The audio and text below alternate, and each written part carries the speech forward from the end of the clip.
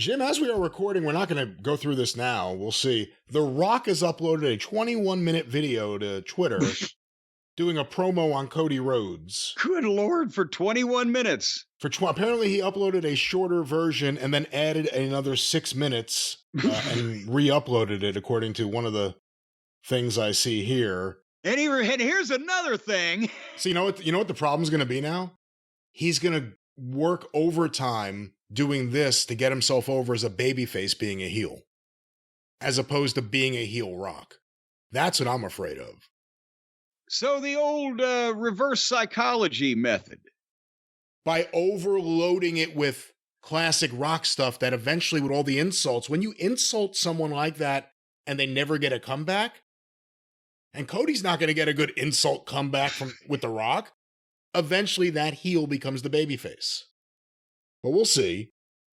Let's monitor that situation. Did you see that The Rock has been given all the intellectual property to everything he ever did? And apparently everything he ever said. The Nation. Everything. It's insane. Every word that came out of his mouth, though, Rudy Poo Candy Ass, is now fucking owned by The Rock, and all the other shit. It doesn't matter. If you smell what The Rock is, every single phrase, every faction he was in, every nickname he ever had, TKO, along with $15 million in compensation this year and next year for being on the board of directors, gave that to him. My question for you is this. TKO previously did this with Vince McMahon when the whole deal went down for the purchase of the company. You know, he has his rights to his life story, his name, everything.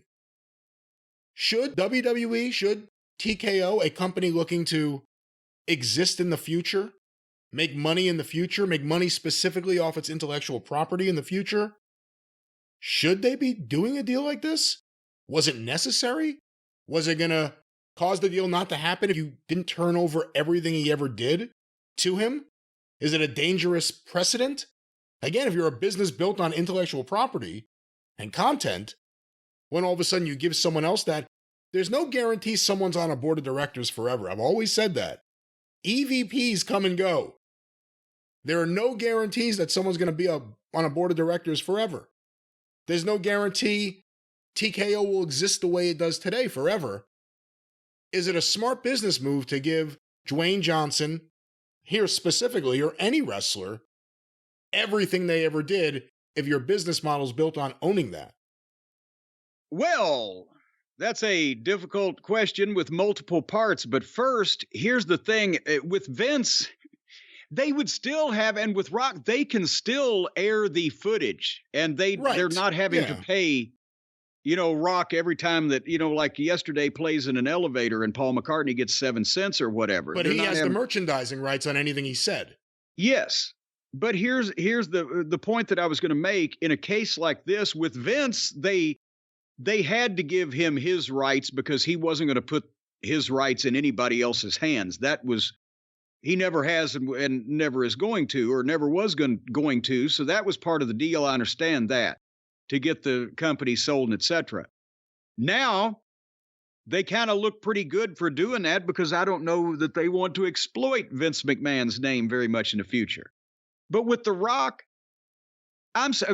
if he's there for 2 years, they're going to get close to $30 million out of him just on this WrestleMania thing, just in publicity or, TV they didn't have to buy and pay for because he's The Rock and he got on it, or, whatever the fuck, the sponsorship. I'm not even talking about the compensation. I agree. No, but hold on. Well, and that's why if he's around for 2 more years, and yes, they're still going to have to compensate him for the match or whatever. But if he's around, involved for 2 more years, they can milk that name and that, his presence.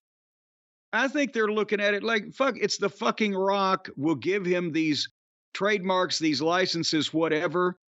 We're going to generate an extra, however many 5-figure $1 million off of him being around. So I say 5-figure, 8-figure, I should say. But in the future, we're talking about going into the future. If everything he does over the next 2 years is record-breaking business and stuff that we're talking about, the way we talk about the Attitude Era romantically today, in the future, but you can't merchandise any of it. You can't put Anything he says on T-shirts. You can't even sell T-shirts of him without a deal with him now because of this.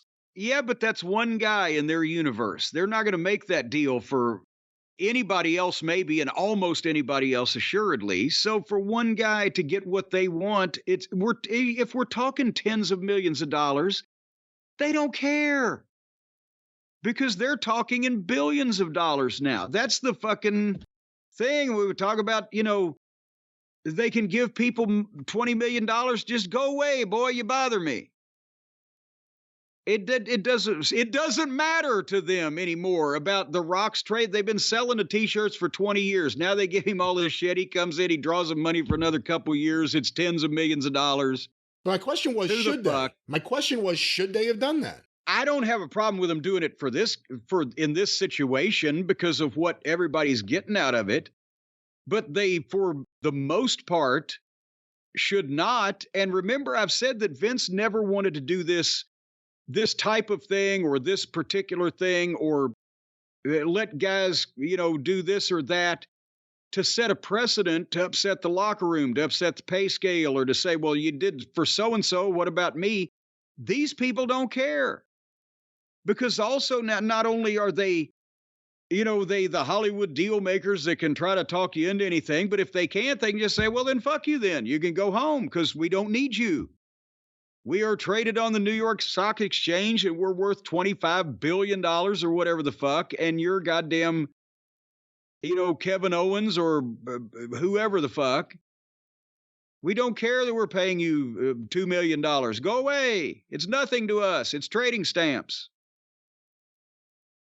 Can you argue with that? I think it's crazy to give any of these wrestlers, if your business model is based on the merchandising and all the rights to everything going forward, it's crazy to give anyone, especially one of the biggest merch movers in the history of the business, the rights to everything. Then you know what Bill Watts would say, don't you? What would he say? If a guy came up and said, well, Rock got his rights, I want my rights. Well, go be The Rock. Well, that's the thing. Go throw me as much money as The Rock did, and I'll give you some rights. It's one of those small things, though, that could swing a pendulum. I want the rights to all my stuff. We're not going to give it to you. Tony, I want the rights to everything. I'll give you whatever the fuck you want. Just come over here and tell your friends. Yeah. Seriously, that's one of those things that could be a good negotiating tactic now. Well, I want the rights to my name that I developed, that I came up with. You guys copyrighted behind my back. You guys own it. I can't do anything without your permission. I want the rights to it, like The Rock got. The Rock wants to be one of the boys. I'm one of the boys. I want the rights to my stuff. You won't give it to me, Tony will. And at this point, I think that TKO at the top would say, well, then go fucking talk to Tony, because Tony swing like a pendulum do. But we don't swing that way, baby. We ain't giving you dick. Would you give Steve Austin the rights to his stuff? What, right now? Right now. See, that's the thing. If a record producer all of a sudden gives one artist their publishing, that's what caused the Eagles to break away from fucking David Geffen. What do you mean you gave fucking, what's his name? Jackson Brown his publishing. What about us? They didn't get it. They broke away and they started a feud that still exists, I think, to this day between Don Henley and David Geffen. Well, anyway, I was back breathing about Steve Austin. I don't want to leave him hanging. That would be one that you would have to look at based on what does he want to do and what can he do now. And Steve lives a quieter life by choice and is not out and goddamn on TMZ every week like The Rock is. And, so that... If you're a top guy in the company now... I don't know that there's anybody past Austin and Rock and... Roman Reigns. He doesn't own the rights to his name. He can't use his name in outside ventures without company permission. See, I don't think even Roman, I don't think they should give up anything on. I think if you're talking about guys who were at that level, maybe Taker at this point, why not? There's a great example. He doesn't own the rights to his name. But that's one that I would say, why not go ahead and, do that? It's a retirement plan. If you still keep a presence and keep good with the company and you're a megastar, Austin, Rock, Taker, after 20 years, you get your shit. I don't know, but it would have to be people at that level and hardly any farther down and nobody active. What would Taker have been in WCW? Dead Mark?